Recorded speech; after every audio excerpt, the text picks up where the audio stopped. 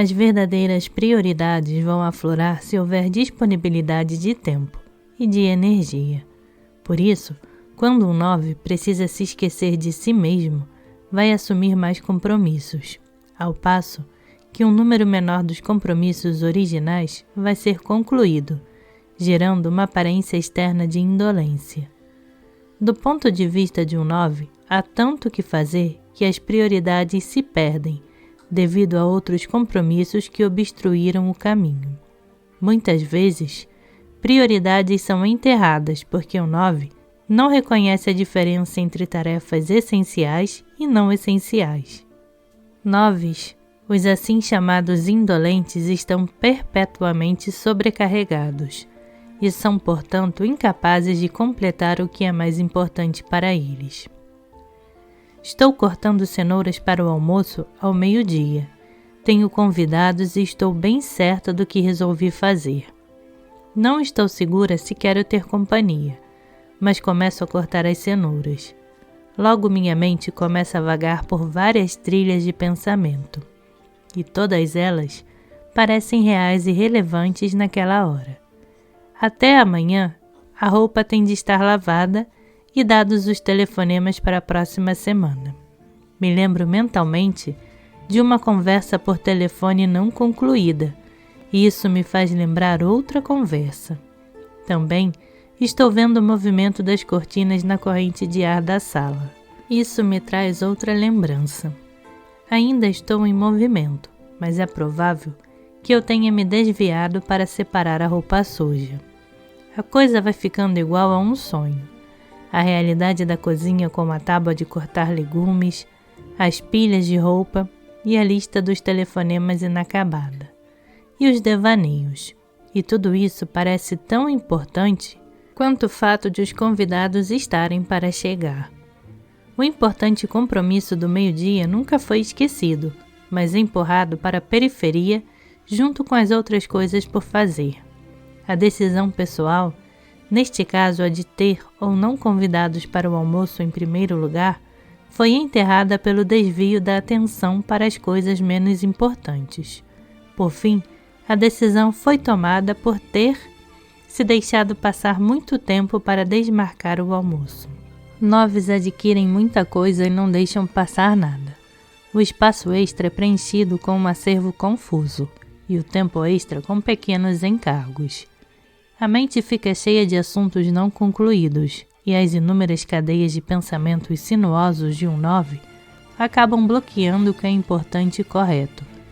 Enquanto uma questão qualquer permanecer viva, não se toma nenhuma decisão final.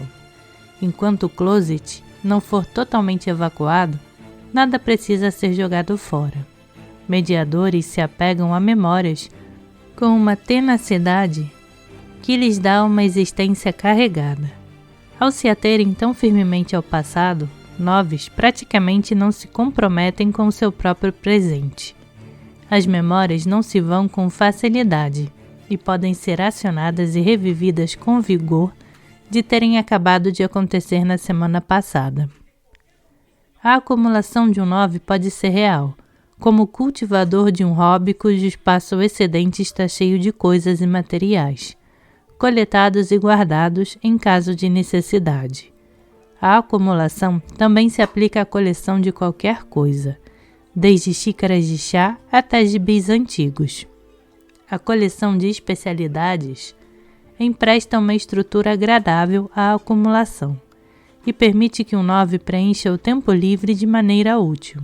Uma versão altamente construtiva da acumulação é a capacidade de um mediador de consumir volumes de informação sobre um tema favorito de todo ponto de vista concebível e de reconciliar as diferenças entre todos eles.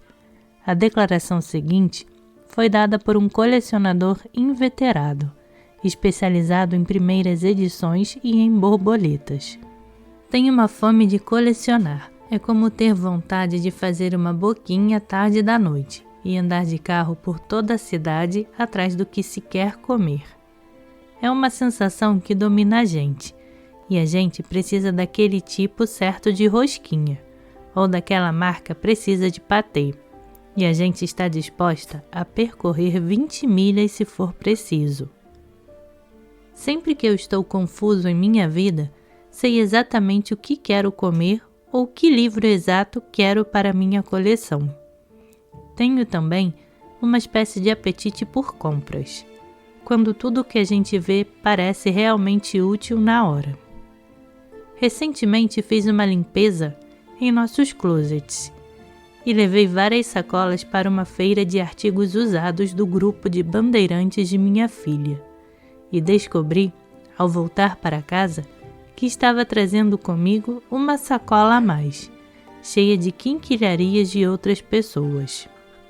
A raiva cumpre a função de tornar clara uma posição pessoal. Sabemos exatamente o que não queremos quando estamos com raiva, e isso nos aproxima da percepção daquilo que queremos. Do mesmo modo, se tivermos muita energia física, é mais difícil impedir a percepção do que queremos fazer com essa energia. Se mediadores reunirem energia bastante para sentir raiva, então uma posição clara teria de emergir, ao menos por um processo de eliminação. Na verdade, 9 são mais capazes de tomar uma decisão se lhes oferecerem uma série de opções. A que não for rejeitada é a preferida. Muitas vezes, 9 conseguem transvasar sua energia antes de chegar ao ponto crítico de ficar com raiva, ou de ter de fazer uma escolha. Sempre tive problemas de peso durante toda a minha vida, com oscilações de mais de 20 quilos. Por fim, entrei num programa de exercício padronizado, a fim de me mobilizar para uma tese que eu tinha de escrever e que acabou sendo um sucesso. Comecei a dormir menos e tinha mais energia durante o dia. Minha dificuldade era que, quanto mais desperta eu ficava, tanto mais projetos começavam a se materializar. Acabei fazendo uma reforma na casa porque a possibilidade de revenda era boa demais para eu perder. E comecei 2 novos relacionamentos que também pareciam bons demais para eu deixar passar. Eu tinha a sensação real de que minha energia era sugada da tese e espalhada por tudo o mais que eu tinha de fazer. 9 é a posição nuclear dos 3 tipos de raiva, 8, 9 e 1. Situados no topo do eneagrama, e ao ponto da agressão passiva, onde a raiva adormeceu. Mantendo a energia disponível canalizada para tarefas não essenciais, produz-se uma espécie de ação retentiva, em que nunca há energia no sistema suficiente para enfrentar o conflito que envolve a realização de desejos pessoais. 9 normalmente relacionam essas reações a sensações de energia física excedente. Eles podem difundi-las para interesses secundários. Podem absorver a energia extra comendo demais e se autogratificando de alguma outra forma. Podem se sentir paradoxalmente exaustos e com sono, embora não estejam fisicamente cansados. Ou podem usar a energia para enfrentar a tarefa de descobrir o que querem. Eu praticamente caí de sono no tatame no primeiro ano em que estudei artes marciais. Eu esperava a aula com ansiedade e era ótimo no aquecimento. E na fase das quedas e dos golpes, eu estava tinindo de energia. 2 vezes, eu me lembro, eu examinei meu perfil traseiro no espelho que ocupava todo o comprimento da sala. Eu tinha boa altura e me sentia ótimo, e a coisa de que me lembro a seguir foi que nos sentamos para assistir às demonstrações do professor, e o rapaz do lado teve de me cutucar para me acordar porque eu tinha me desligado e caído no sono, assim que me sentei. A ideia de operar com toda essa energia na realidade do mundo é aterrorizante. Por um momento é estimulante, mas depois fico apavorado. E então sou pego por minhas velhas obsessões, quase com uma sensação de alívio. A contenção de energia garante um estado de equilíbrio em que há sempre energia suficiente apenas para manter as coisas não essenciais e para deixar para o final do dia tarefas essenciais. Assim, não há tempo para a depressão que poderia se insinuar, se não houvesse nada que fazer. E sem dúvida, não há tempo para expectativas elevadas, nem para a concretização de prioridades reais. Ficando com atividades que lhes são familiares e conhecidas, 9 mantêm um padrão de sustentação que lhes impedem a necessidade de enfrentar uma parada total ou a necessidade de estabelecer prioridades para uma nova fase de ação. Sinto que, se eu parar, nunca vou me levantar de novo. Numa ocasião, passei a melhor parte de 2 anos vagando entre o sofá, a geladeira e a televisão. Eu não era responsável por ninguém, e entre um cochilo e outro, dava longas caminhadas, me sentindo totalmente livre. Quando enfim percebi que estava deprimido, senti que podia morrer, sem nem ao menos saber o que devia fazer com minha vida.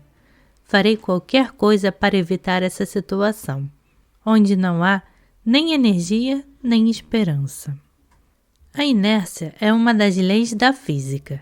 Ela declara que um corpo em repouso tende a ficar em repouso e que um corpo em movimento tende a ficar em movimento. A fase do corpo em repouso dessa lei se aplica à característica da depressão da poltrona do 9, onde nada de significativo é expresso pelas palavras, mas a vida para nos contornos relaxados e infelizes de uma confortável poltrona da sala de estar. Quando um 9 está numa posição de inércia, precisa em geral de ajuda externa, um novo relacionamento, uma nova oportunidade, ou uma programação definida com clareza pode ajudar o 9 a se pôr de novo em movimento. 9s são capazes de se reanimar com mais facilidade se puderem se associar ao entusiasmo de outra pessoa, ou reagir à necessidade de outra pessoa. Posso me descobrir tendo feito uma coisa por 10 anos sem que eu pareça ter escolhido fazer isso, sem que nunca pareça ter sido uma opção ou uma aspiração.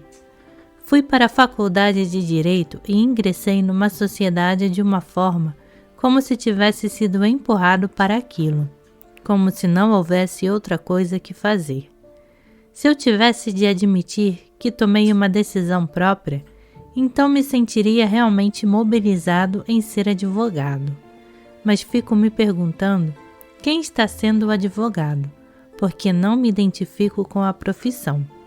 Sempre me pareceu que fui levado até minha posição, ou que cheguei até lá por uma porta dos fundos, ou por uma série de circunstâncias que nunca iniciei. Logicamente, sei descrever o curso de ação que minha vida parece ter tomado, mas nunca poderia dizer que decidi chegar aonde estou.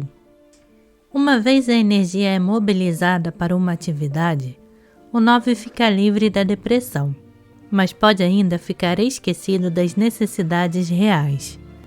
A segunda parte da lei da inércia afirma que um corpo em movimento tende a ficar em movimento, o que significa que um 9 ativo pode escolher entre o antigo hábito de seccionar a atenção suficiente para realizar mecanicamente a atividade ou prestar muita atenção a si mesmo, até que possa surgir uma prioridade real.